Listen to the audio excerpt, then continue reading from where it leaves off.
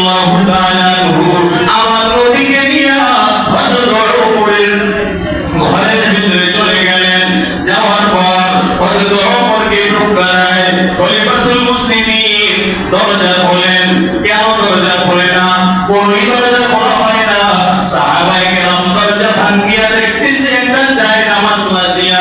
খলিফাতুল মুসলিমিন আল্লাহর দরবারে মাপ চায়, ক্ষমা চায়। আল্লাহ, দুনিয়ার মায়ায় পড়িয়া, স্ত্রীর মায়ায় পড়িয়া, সম্পদের মায়ায় পড়িয়া আপনাকে গেছি আমি ভুলিয়া, কালকে কিয়ামতের দিন আমি হযরত ওমর আপনার দরবারে কি জবাব দিব? আজকে আপনি আর আমি এই ডানে এবং বামে, সামনে এবং পিছনে হালালের দিকে তাই না, হারামের দিকে আপনি আমি তাকাই না। পরিবারকে খুশি করার জন্য যেইভাবে টাকার উপার্জন করা দরকার আমরা কিন্তু করে দিয়েছি, আমরা কিন্তু এটা ভুলিয়ে গেছি। আজকে ঈদের জামা কাপড় ফ্যামিলি সব মানুষকে কিনে দিলাম। আজকে আমরা পুরুষ যারা আছি অধিকাংশই 90% 99% কিনে নাই। ঠিক কিনা? ঠিক কিনা? ফ্যামিলির জন্য সবাই কেনাকাটা করেছে, পুরুষের জন্য কোনো ঈদ নাই। তাই পুরুষের জন্য কেন ঈদ নাই? তাই পুরুষ দায়িত্বশীলরা আবার পরিগাস, তার জন্য কোনো ঈদ নাই, তার জন্য কোনো শীত নাই, গরম নাই, কোনো বৃষ্টি নাই। সব সময় পুরুষ পরিশ্রম করে। ও আমার আব্বা জানেরা, ও আমার কলিজার টুকরা যুবকেরা, একটা কথা দিয়ে কান দিয়া শোনেন। আজকে যাকে খুশি করার জন্য আপনি ঈদের জামা কাপড় দিতেছেন, আপনার সন্তানকে আপনি একের পর এক জামা কিনে দেন। আর বলবে আব্বু এই জামাটা থেকে দাও, বড় ভালো লাগে, ওটাও আপনি কিনে দেন। জুতা এক জোড়া না 5 জোড়া দেন। এরপর আপনার অন্তরের খায়েশ মেটে না, মনে চায় আরো যদি 2 জোড়া কিনে দিতে পারতাম। আপনি আসল ঠিকানা ভুলিয়া গিয়েছেন।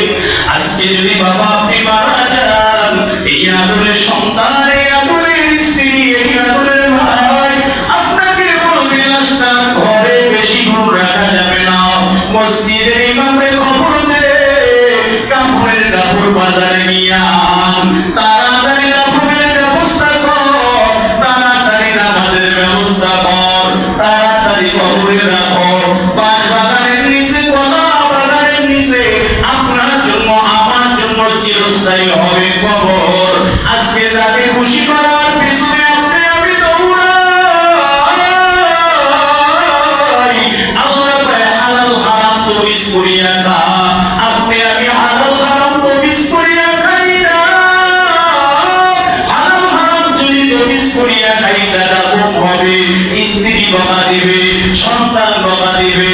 ও আমার আদরের বাবা, কিয়ামতের দিন কবর জগতে আপনার সন্তান আপনার কাছে যাবে না, আপনার আদরের স্ত্রী আপনার সাথে কবরে যাবে না। আপনার মা রব্বুকা মান দীনুকা ওয়া মান নাবিয়ুকা, 3টা প্রশ্নের জবাব আপনার নিজেই দিতে হবে। আজকে ফ্যামিলির মুখে হাসি ফুটাবার জন্য হালালের দিকে তাকান না, হারামের দিকে তাকান না, সৎ পথের উপার্জন আপনি করেন না। সুদ খান, ঘুষ খান, মানুষের হক খান, গরিবের হক খান, এটা আপনি কোনোদিনও ভাবেন না। আজকে যদি আমি মরিয়া যাই, এই ঘর আমার না, এই বাড়ি আমার না, এই টাকা আমার না, এমনকি আমার শরীর থেকে টাকাটা পর্যন্ত কেটে রাখা হবে, আমাকে কেউ বেশি কোনো করে রাখবে না। রমজান পেয়ে পাওয়ার পরে যে ব্যক্তি নিজের গুনাহকে মাফ করাইতে পারলো না, সে ধ্বংস হোক, সে কি হবে? ধ্বংস হয়ে যাবে। রমজান পাইয়া যদি নিজের গুনাহকে যদি মাফ না করাইতে পারে, সে কি হবে? ধ্বংস হয়ে যাবে। কার নির্দেশ? আল্লাহ। জোরে বলেন, কার নির্দেশ? আল্লাহ। এই রমজান পাওয়ার পরে অনেকেই আছে নামাজ পড়ি নাই, তারাবিও নাই, ইফতারিও নাই, রোজাতেও নাই, আছে না নাই? আছে। বরঞ্চ ঈদ আসার বাকি আছে মাত্র একদিন। কয়দিন? আজকে তো ঈদ, আগামীকালকে, আজকে রমজানের শেষ রমজান, আগামীকালকে কি ঈদ, শনিবার নাকি? ঈদ মানে কি? খুশি, আনন্দ। কাদের জন্য? রোজাদারের জন্য। জোরে বল, কাদের জন্য?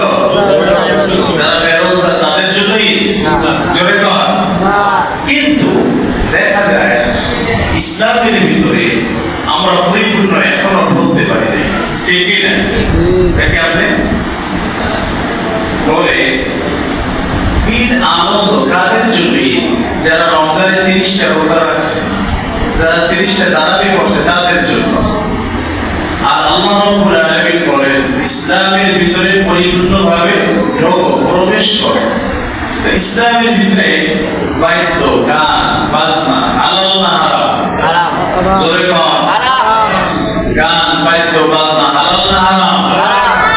এই যে পোলাপানে যে বোম ফুটায় এটা হালাল না হারাম? হারাম। হ্যাঁ, হালাল বলে কিনা?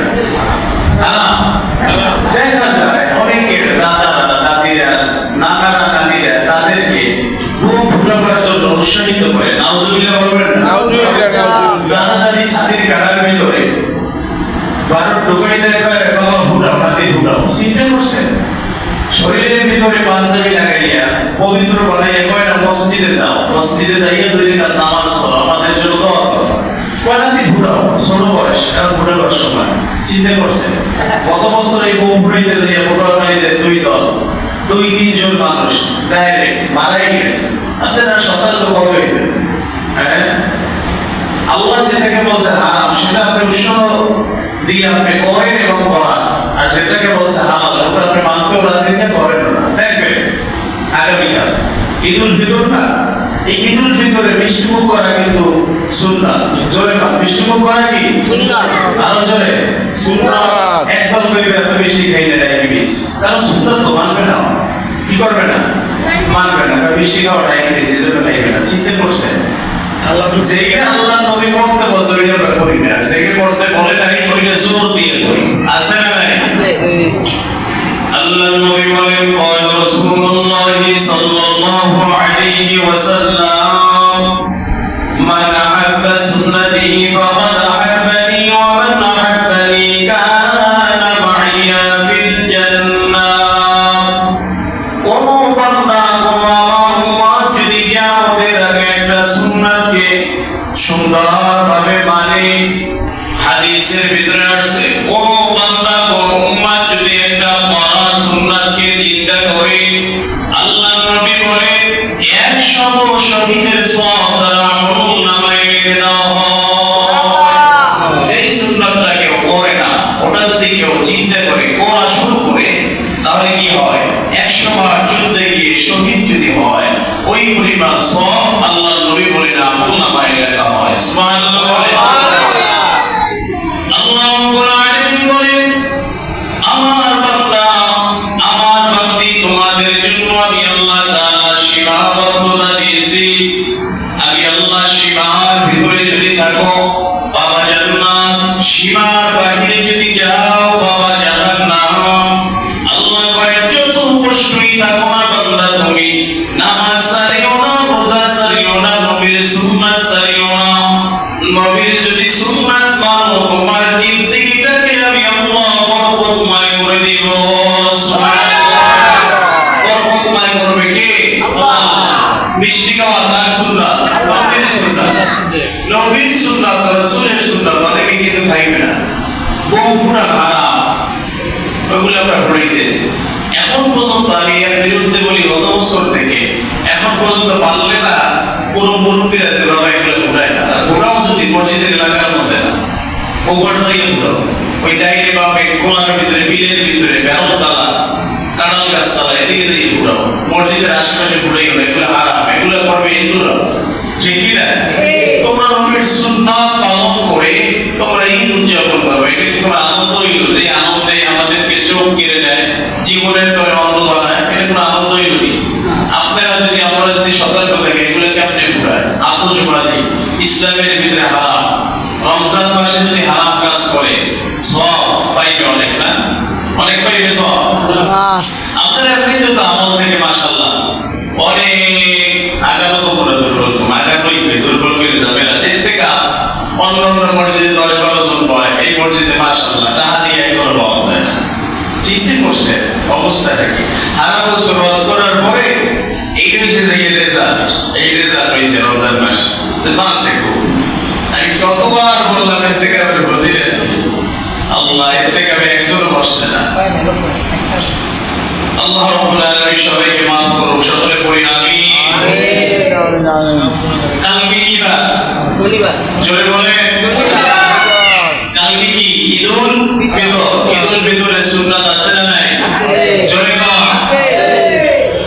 আল্লাহর নবী বলেন সাহাবায়ে কেরাম যখনই তোমরা ঈদুল ফিতর পাইবা সাতটা সুন্নাত তোমরা সুন্দরভাবে মানবা।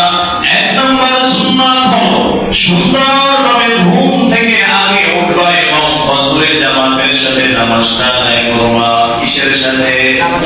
জামাতের সাথে নামাজটা যদি কোনো উম্মাহ যদি আদায় করে বলে গোটা রমজান মাস জামাতের সাথে নামাজ আদায় করলে যেই সওয়াব, ঈদুল ফিতরের ভোরবেলা ফজরের নামাজ জামাতের সাথে আদায় করলে সম পরিমাণ সওয়াব আল্লাহ দিবে। ঈদুল ফিতরের নামাজে যত মানুষ আসে ফজরের নামাজে কি অত মানুষ হয়? হ্যাঁ, কারণটা কি? ঘুমায় না, এদের জন্য ঈদুল ফিতর না। আল্লাহ নবী বলেন দুই নাম্বার, যার যতটুকু সামর্থ্য আছে সামর্থ্য অনুযায়ী নতুন জামার কথা বলা হয় নাই, পরিষ্কার জামা পবিত্র জামা পরিয়া ঈদুল ফিতরের ময়দানে তোমরা আসো। ঈদুল ফিতরের 3 নাম্বার সুন্নাত হলো বাহিরে নামাজ আদায় করা, মাঠে নামাজ আদায় করা। আমি মনে হয় এটা করছে বলতে করছে না তারা করছে মনে হয় না করছে। 3 নাম্বার কি? হ্যাঁ, 3 নাম্বার সুন্নাত হলো মাঠের ভিতরে খোলা আসমানের নিচে ঈদ উদযাপন করা। যেমন পশু পাখিও যেন দেখে আজকে মুসলমানদের ঈদের দিন, মানুষের ঈদের দিন, তারাও যেন আমাদের কোলাকুলি মুসাফা সালাম বিনিময় দেখে তারাও যেন গাছের ঠালে বসিয়া শুকরিয়া আদায় করি। সুবহানাল্লাহ। নাই ওকে আছে সুবহানাল্লাহ। আরে বাবুজি এত লাগবে না, এটা কিন্তু আপনি থাকতে পারবেন না, এটা কথা। 4 নাম্বার সুন্নাত হলো মেসওয়াক করা। কি করা? মেসওয়াক। আল্লাহর নবী মেসওয়াকের এত গুরুত্ব দিয়েছেন। আয়েশা রাদিয়াল্লাহু তাআলা বলেন আল্লাহর নবী এত পরিমাণ মেসওয়াক করেছেন, জিবরাইল আমিন খুশি, আমার আল্লাহ খুশি, আমার আল্লাহ এক পর্যায়ে মেসওয়াক করা ফরজ করিয়া দিতে চেয়েছে। সুবহানাল্লাহ। আমার উম্মতরা পারবে না। আজকালকে যারা পোলাপান আছে তারা তো মেসওয়াক কিসের না, মেসওয়াক পায় কিনে ছেড়ে মনে করি মেরাজ, ঠিক কি না? মেসওয়াক পায় কিনে ছেড়ে না। মেসওয়াকের ফজিলত আমি একদিন বলছিলাম, মেসওয়াক করলে 70টা রোগ থেকে আল্লাহ তাআলা মুক্তি দেয়। সুবহানাল্লাহ। এক যুদ্ধে মেসওয়াক করার দ্বারা যুদ্ধ না করেই মুসলমান বিজয় হয়েছে। সুবহানাল্লাহ। 4 নম্বর ফজিলত হলো সকালবেলা ঈদগাহে আসার আগে খেজুর খাওয়া, মিষ্টি মুখ করা। অনেকে করে না, আগে করে দৌড়িয়ে। সুন্নাত কি? ঈদুল ফিতরে ঈদগাহে আসার আগে কি করা? মিষ্টি মুখ করা। 6 নম্বর ফজিলত হলো আল্লাহ রাব্বুল আলামিন বলেন 6 নম্বর সুন্নাত হে নবী আপনার উম্মতকে জানান। 6 নম্বর কাজ হলো মানুষের মাঝে সাকাতুল ফিতর আদায় করিয়া ঈদগাহে আসা। কারণ আপনার ঘরের ভিতরে উদযাপন হইতেছে, আপনার ঘরের ভিতরে আনন্দ হয়। পাশের বাসায় ঘরে দরিদ্র মানুষ আছে, ওই ঘরের ভিতরে সেমাই নাই, চিংড়ি নাই, মিষ্টি নাই, চিনি নাই, শরবত নাই, ট্যাং নাই, আছে না নাই? আল্লাহ নবী কয় ও উম্মত তুমি একা খাওয়া তা হবে না, সবাইকে নিয়ে খাওয়া হলো সুন্নাত। সুবহানাল্লাহ। আল্লাহ নবী বলেন ঈদুল ফিতরে সবাই একত্রিত হইয়া মনে যত ক্ষোভ আছে রাগ আছে সব দূর করা। এটার ভিতরে একটা সুন্নাত আছে, এক রাস্তা দিয়ে ঈদুল ফিতরের নামাজে আসা, আর অপর রাস্তা দিয়ে নামাজের পরে বাড়িতে ফেরা। সুবহানাল্লাহ। আল্লাহ বলে সুবহানাল্লাহ। কার সুন্নাত? রাসূলের সুন্নাত। জোরে বল কার সুন্নাত?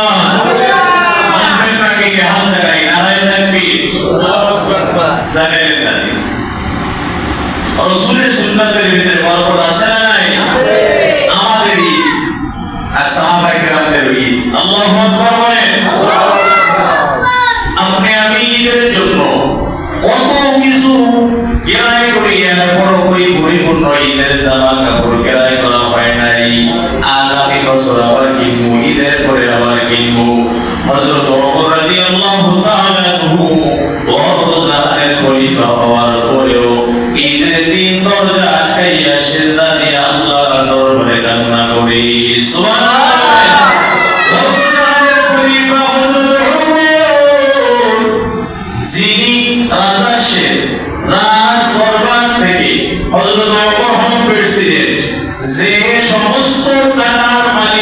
তার দরবারে একটা চিঠি পাঠাইছে। ওমর ইবনুল খাত্তাব চিঠি পাঠাইলো। খলিফাতুল মুসলিমিন সুন্দরভাবে চিঠির ভিতরে লেখলো, বাইতুল মালের দায়িত্বে চিঠি আছে, তার তেনার কাছে চিঠি পাঠাইছে। এ ভাই, আগামী মাসের বেতনটা কি আমাকে কি একটু অগ্রিম দেওয়া যায় নাকি? সুবহানাল্লাহ। আমাদের মেম্বার সাহেবের কাছে মেম্বার সাহেবের কি অগ্রিম দেওয়া যায়? খাবার দিয়ে দাও না, দাও ঠিক কি না? যায় নাকি? এদের উপর দরখাস্ত করে চিন্তা করছে। দরখাস্ত করার পরে যিনি বাইতুল মালের দায়িত্বে ছিলেন উনি আবার চিঠির ভিতরে সুন্দর করে লিখে দিয়েছেন কিসের জন্য আগামী মাসের বেতন আপনি অগ্রিম চান। খলিফাতুল মুসলিমিন বলেন, আগামী মাসে ঈদুল ফিতর, আমি চাই ঈদুল ফিতর 20 তারিখ, 10 দিন আগে বেতনটা একটু চাই। কই কেন চান? আমার ঘরের ভিতরে ছেলে আছে, মেয়ে আছে, আমার স্ত্রী আছে, আমার যে বেতন হয় আমি প্রেসিডেন্ট, এই বেতন দিয়া ঈদুল ফিতরের জন্য কিছু কেনাকাটা সম্ভব না। সুবহানাল্লাহ। কেনাকাটা কি না সম্ভব না, সম্ভব না। এই জন্য আমি আগামী মাসের বেতনটা অগ্রিম চাই।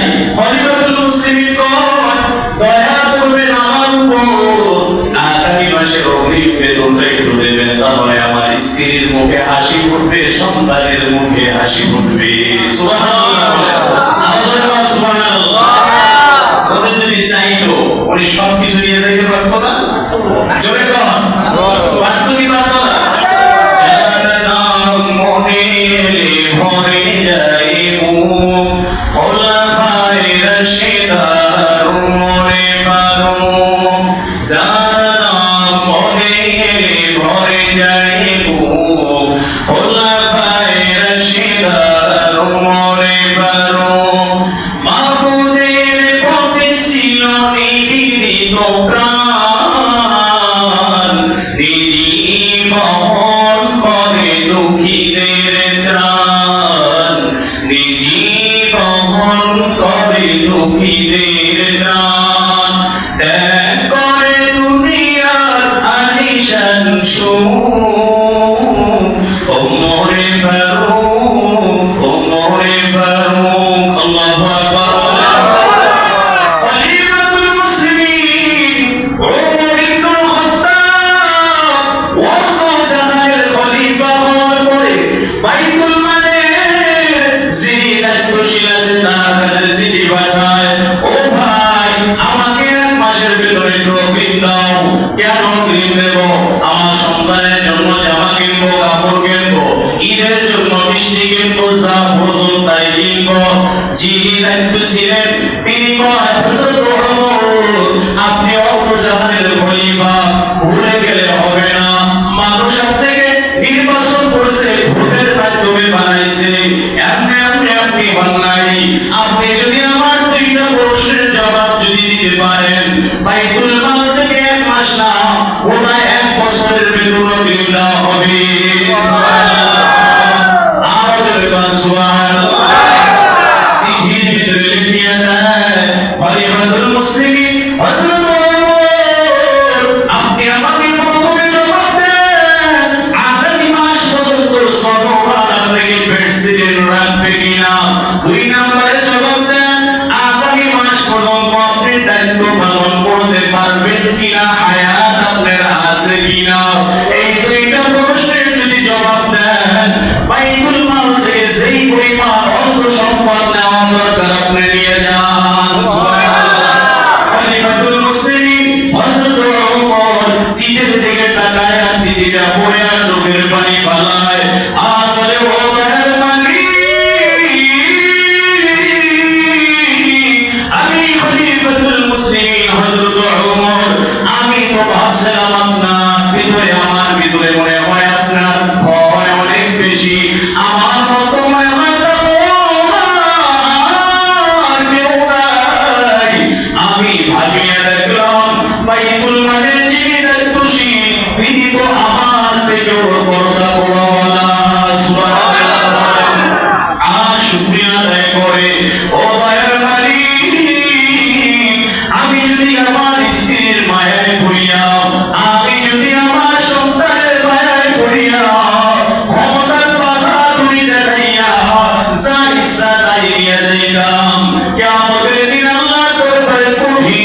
মতো আমি ধরা খেয়ে যাইতাম।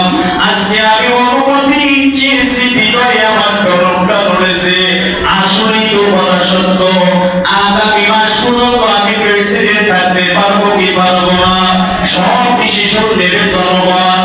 আগামী মাস পর্যন্ত আমাকে আল্লাহ হায়াত দিবে কিনা, দায়িত্ব আমার আল্লাহর কাছে।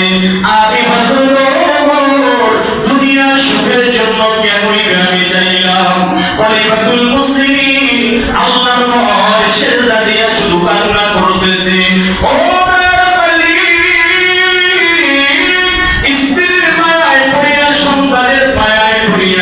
দুনিয়ার মহাব্বতে পড়িয়া আমি অন্যায় করিয়া ফেলেছি, অপরাধ করিয়া ফেলেছি।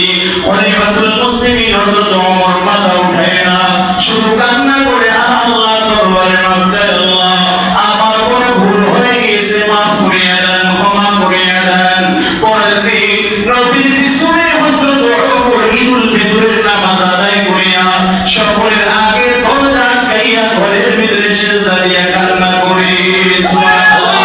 সকলের মুখে হাসি, হযরত ওমরের মুখে কোনো আনন্দ নাই, হাসি নাই। হযরত ওমরের ঘরে কোনো খাদ্যের অভাব হয় না। হযরত আলী রাদিয়াল্লাহু তাআলা আনহু, আবু বকর রাদিয়াল্লাহু তাআলা আনহু আমার নবীকে নিয়া হযরত ওমরের ঘরের ভিতরে চলে গেলেন। যাওয়ার পর হযরত ওমরকে ঢুকায়। খলিফাতুল মুসলিমিন দরজা খোলেন। কেন দরজা খোলে না? কোনই দরজা খোলা হয় না। সাহাবায়ে কেরাম দরজা ভাঙিয়া দেখতেছে একটা চায় নামাজ লাসিয়া। খলিফাতুল মুসলিমিন আল্লাহর দরবারে মাপ চায়, ক্ষমা চায়, আল্লাহ দুনিয়ার মায়ায় পড়িয়া, স্ত্রীর মায়ায় পড়িয়া, সম্পদের মায়ায় পড়িয়া আপনাকে গেছি আমি ভুলিয়া। কালকে কিয়ামতের দিন আমি হযরত ওমর আপনার দরবারে কি জবাব দিব? আজকে আপনি আর আমি এই ডানে এবং বামের সামনে এবং পিছনে হালালের দিকে তাই না, হারামের দিকে আপনি আমি তাকাই না। পরিবারকে খুশি করার জন্য যেইভাবে টাকার উপার্জন করা দরকার আমরা কিন্তু করে দিয়ে আছি, আমরা কিন্তু এটা ভুলিয়ে গেছি। আজকে ঈদের জামা কাপড় ফ্যামিলি সব মানুষকে কিনিয়ে দিলাম। আজকে আমরা পুরুষ যারা আছি অধিকাংশই 90% 99% কিনে নাই, ঠিক কিনা? ঠিক কিনা? ফ্যামিলির জন্য সবাই কেনাকাটা করেছেন, পুরুষের জন্য কোনো ঈদ নাই। তাই পুরুষের জন্য কেন ঈদ নাই? তাই পুরুষ দায়িত্বশীলরা আবার পরিগাস, তার জন্য কোনো ঈদ নাই, তার জন্য কোনো শীত নাই, গরম নাই, কোনো বৃষ্টি নাই। সব সময় পুরুষ পরিশ্রম করে। ও আমার আব্বা জানেরা, ও আমার কলিজার টুকরা যুবকেরা, একটা কথা দিয়ে কান দিয়া শোনেন। আজকে যাকে খুশি করার জন্য আপনি ঈদের জামা কাপড় দিতেছেন, আপনার সন্তানকে আপনি একের পর এক জামা কিনে দেন। আর বলবেন আপু এই জামাটা থেকে এটাও বড় ভালো লাগে, ওটাও আপনি কিনে দেন। জুতা এক জোড়া না 5 জোড়া দেন। এরপর আপনার অন্তরের খায়েশ মেটে না, মনে চায় আরো যদি 2 জোড়া কিনে দিতে পারতাম। আপনি আসল ঠিকানা ভুলিয়া গিয়েছেন। আজকে যদি বাবা আপনি মারা যান, এই আদরের সন্তান, এই আদরের স্ত্রী, এই আদরের ভাই আপনাকে বলবে লাশটা ঘরে বেশি দূর রাখা যাবে না, মসজিদের ইমামে খবর দে, কাপড়ের কাপড় বাজারে নিয়ে আন, তাড়াতাড়ি কাপড়ের ব্যবস্থা কর, তাড়াতাড়ি নামাজের ব্যবস্থা কর, তাড়াতাড়ি কবরে রাখো। বাগানের নিচে, কলা বাগানের নিচে আপনার জন্য আমার জন্য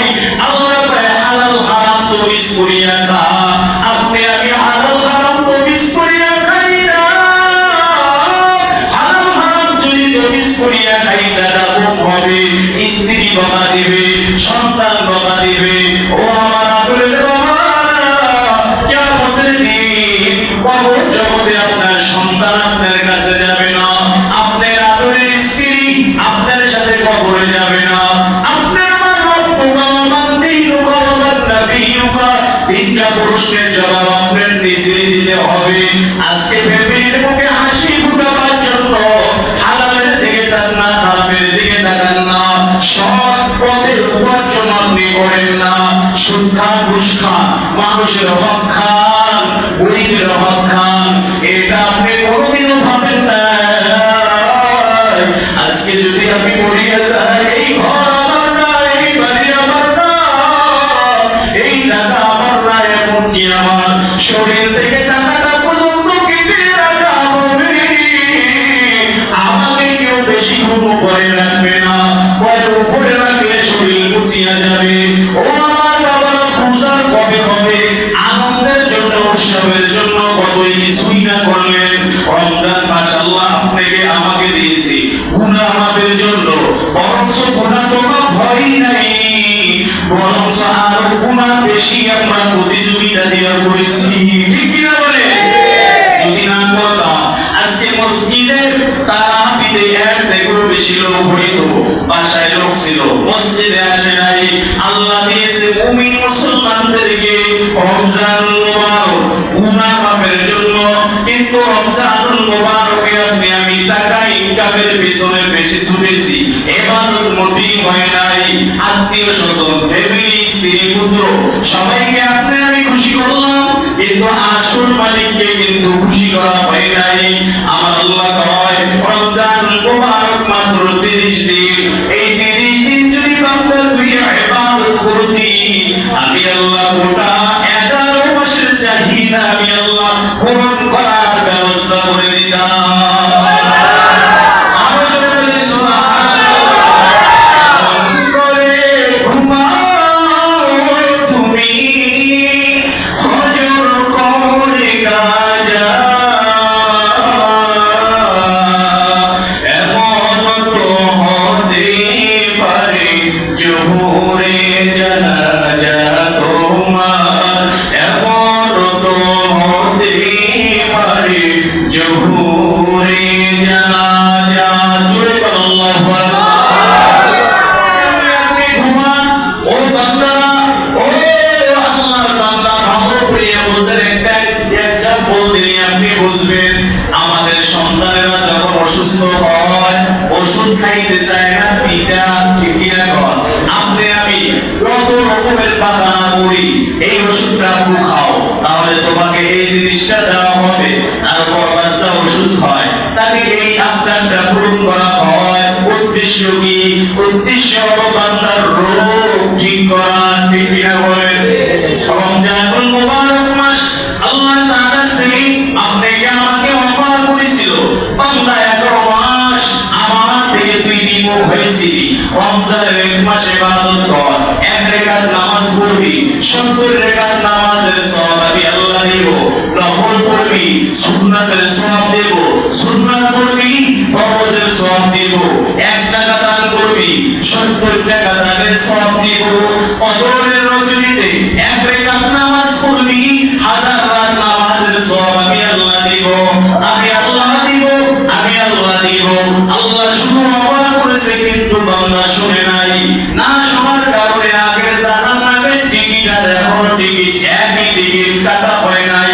আপনার সন্তানকে আপনি যদি অফার দেন, বাবা ভালো করিয়া পড়বি, পড়লে মোটরসাইকেল দেব, পড়লে সাইকেল দেব, বিমান দেব, হেলিকপ্টার দেব, হাজার লক্ষ কোটি টাকা দেব, সন্তান ডুপ্লেক্স বাড়ি করে দিব, ব্যবসা দিয়া দেব। আপনার সন্তান যদি পড়ালেখা না করে, কিন্তু আপনি দিবেন না। আমার আল্লাহ কয় রমজানের ইবাদতের দ্বারা আমি আল্লাহ ওয়াদা করেছি গোটা জিন্দেগীর গুনাহ আমি আল্লাহ মাফ করিয়া দিব। ইবাদত করি নাই, মাফ হয় নাই। আমার আল্লাহ কয় ইন্তেকাবে বান্দা তুই পড়বি, আসমান থেকে জমিন পর্যন্ত যতটুকু খালি জায়গা আছে, এই পরিমাণ জায়গা আমি আল্লাহ জাহান্নাম থেকে দূরে সরাইয়া দিব। আমার আল্লাহ অফার করেছে, আপনারা শুনেন নাই, আমার আল্লাহ দিবে না। আমার আল্লাহ কয় মসজিদে আসিয়া যদি ইন্তেকাব করতি, আমি আল্লাহ একটা কবুল হজ, একটা কবুল উমরা সওয়াব আমলনামায় দিব। আল্লাহ অফার করেছে, আপনি আমি কই নাই, পাই নাই, ঠিক কিনা কোন? আমার আল্লাহ কয় যদি মসজিদে আইসা রমজান মাসে কোরআন তেলাওয়াত করতি, তোর মা বাবা, দাদা দাদু, নানা নানি, আত্মীয় স্বজন, পাড়া প্রতিবেশী, এক কথায় আপনজন, এক কথায় ফ্যামিলির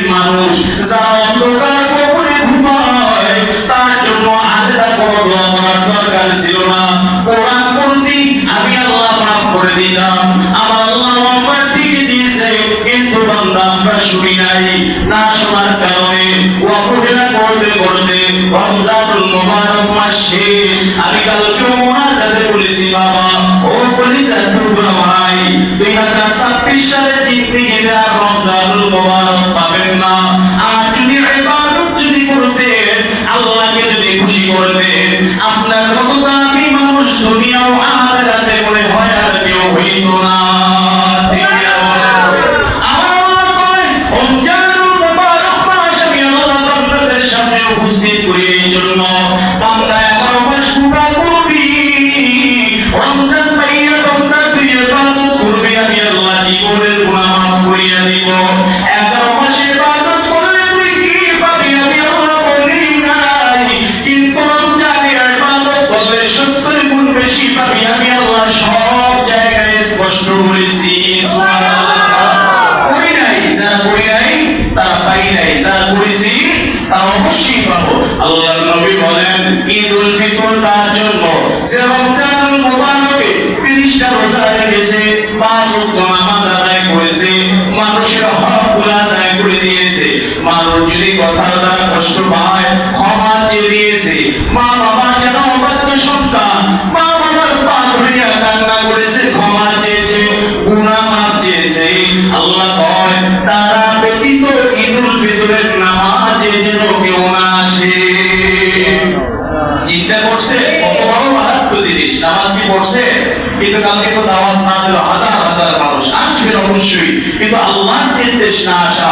ঈদুল ফিতর তাদের জন্য যারা রমজানের 30টা রোজা ঠিকভাবে হক আদায় করে রেখেছে, এই জন্য আল্লাহ তাআলা তাদেরকে কালকে খুশির দিনে উপহার দিবে। সুবহানাল্লাহ। আল্লাহ তাআলা বলেন বান্দা নামাজের হিসাব আমি আল্লাহ নিব, কিন্তু বলি নাই নামাজের সওয়াব আমি আল্লাহ নিজ হাতে দিব। হজের সওয়াব আমি আল্লাহ দিব, কিন্তু কোনদিন কোথায় বলি নাই নিজের হাতে দিব।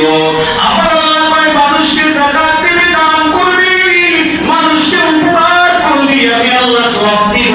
কখনো বলি নাই আমি আল্লাহ নিজের হাতে দিব। আমি আল্লাহ বলছি মানুষের হকগুলো আদায় করবি, মানুষের হক কোনদিন মারবি না। আমি আল্লাহ বলছি সওয়াব দেব, বলি নাই নিজের হাতে দিব। আমার আল্লাহ কোরআনে বারবার কয় যারা সিয়াম পালন করেছে একমাত্র আমার জন্যই করেছে, মালিকের ভয় করেছে। আমি আল্লাহ সাক্ষী দেই এই সিয়াম সাধনার সওয়াব ঈদুল ফিতরের দিনে বান্দাকে আমি আল্লাহ নিজে হাসি মুখে প্রদান করব। আরো জোরে বলি সুবহানাল্লাহ। ঈদ তো তাদের জন্য যারা রমজানুল মুবারক পাইয়া কি করছে, রোজা রেখেছে, নামাজ আদায় করেছে, তাদের জন্য আল্লাহ তাআলা কালকে গিফট রেখেছে। কি গিফট? আল্লাহ তাআলা বলে সমস্ত জীবনের গুনাহ শুরু জগৎ থেকে বালেগ হওয়ার পর থেকে সব গুনাহ কালকে ঈদুল ফিতরের নামাজে আমার আল্লাহ সমস্ত ফেরেশতা ডাকিয়া সব গুনাহগুলোকে ঘোষণা দিয়ে ক্ষমা করবে। সুবহানাল্লাহ। এবং 80 বছর যদি বয়স হয়, 50 বছর যদি বয়স হয়, এই গুনাহগুলোকে মাফ করার পরে ওই জায়গাটা কি খালি থাকবে না? ওই খালি জায়গাটা নেক দ্বারা আমি আল্লাহ তাআলা পরিপূর্ণ করে দিব। সুবহানাল্লাহ। এই জন্যই তো আল্লাহ তাআলা নবী বলেছেন অন্য অন্য নবীর উম্মতের হাজার হাজার হাজার হাজার হাজার হাজার বছর আগে আমার উম্মত জান্নাতে যাবে। বলে কেন?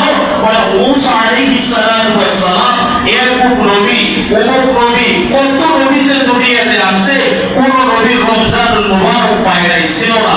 লাইলাতুল কদর ছিল না, ছিল না। শবে বরাত ছিল না, ঈদুল ফিতর ছিল না, ঈদুল আযহা ছিল না। একমাত্র হাবিবুল্লাহকে খুশি হয়ে আল্লাহ তাআলা দান করেছে। সুবহানাল্লাহ। আল্লাহ বলে সুবহানাল্লাহ। আল্লাহ তাআলা নবী কয় আমার উম্মতের হায়াত হবে কম, হিসাব হবে কম। হায়াত কম হওয়ার কারণে গুনাহ কম করবে, সবে বদর পাইয়া যাওয়ার কারণে হাজার বছর অন্য নবীর উম্মতের থেকে আগাইয়া যাবে।